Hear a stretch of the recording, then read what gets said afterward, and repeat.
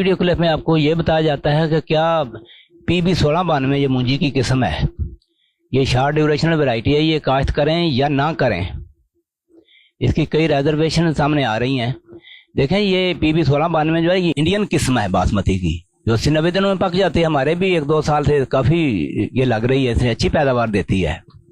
देखें, कीड़े और बीमारी का हमला शुरू होने से पहले पहले ये पक जाती है। अखराजात भी कम आते हैं बड़ी ज़बरदस्त। इस लिहाज से ये तो बाहर तो यही लगता है कि ये लगानी चाहिए।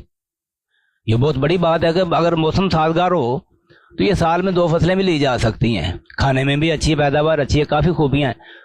तो देखें फिर मसला क्या है।